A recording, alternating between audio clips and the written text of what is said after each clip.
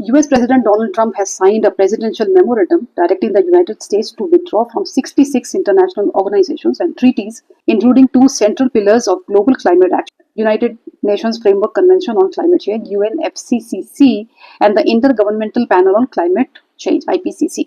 Now, what is the decision about? The move signals a complete US exit from both the world's primary climate change.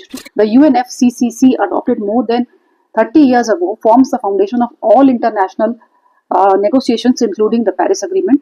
It has been upheld by both Democratic and Republican administrators till now. Why is this significant?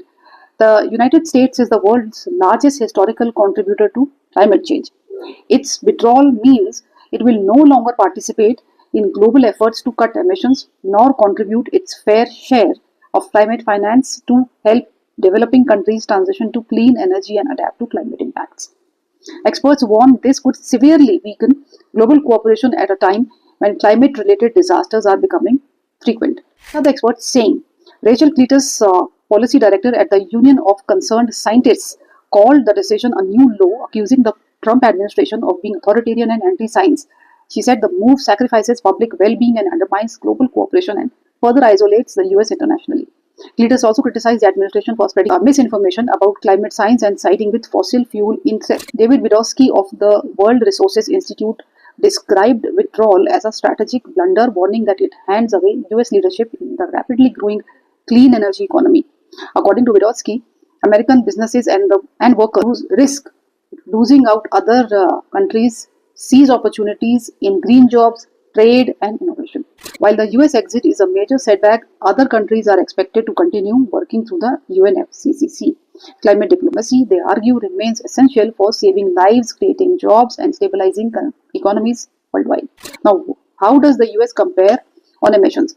As of 2022, China is the world's largest carbon dioxide emitter, followed by United States, India, Russia, and Japan.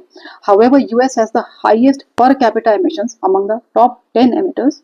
Americans emit roughly twice as much carbon dioxide per person as China and 8 times more than India, according to the World Resources Institute. Now, why is this controversial? The UCS said the withdrawal fits into a broader pattern of Trump administration undermining international agreements and norms, citing actions such as illegal invasion of Venezuela. Now, what comes next? The US stepping away from the global climate framework. Leadership is likely to shift further towards other major economies, while American states, cities, and businesses may continue climate action independently.